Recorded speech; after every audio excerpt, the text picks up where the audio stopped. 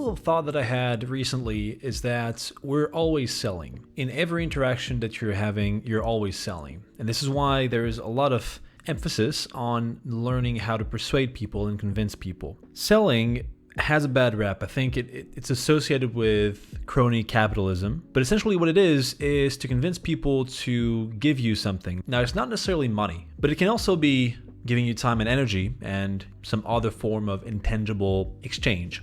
The reason I'm saying this is that as we're building our company right now, we had a demo scheduled, and in this demo we invited a bunch of people, and namely the intended audience for that specific product. What happened was that a lot of people bailed on us, last minute. Of course, they give some excuses of like, oh, well, I can't because of X or Y. But really, the realization is that they just didn't want to take the risk to waste their time coming to our event. It would have been something like half an hour to get there, an hour for the whole demonstration, and then half an hour to get back, which is like 2 hours, and perhaps it was going to be shit. They didn't know.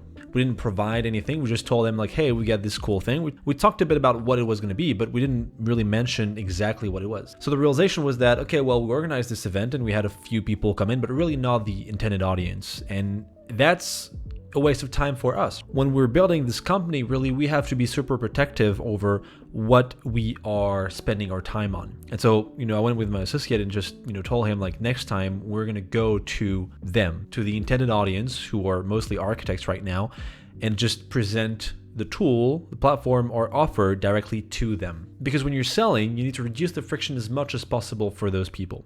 You need to make it as effortless as possible, right? You need to make it perhaps 15 minutes or 30 minutes, or even, that's why we talk about an elevator pitch, is that you have to reduce the friction. So in any kind of sense, make sure that you reduce the friction. And again, we didn't take it personally. At first it kind of feels like, oh, okay, people are not coming in, so that's probably our fault. What did we do wrong in that case? But no, what we thought was, okay, well, it's just that even if they like us, they don't want to risk going to our stuff because they knew us in a different way than in a transactional, okay, they're going to have to sell me something. But we always sell something, even though we don't sell it, right? Even if we're not closing someone, we're still selling the idea that, hey, can you give us 2 hours of your time in exchange? You might have something in exchange, which might just be a demo of something that you might not like. And in their mind, I would have done the same thing, I think.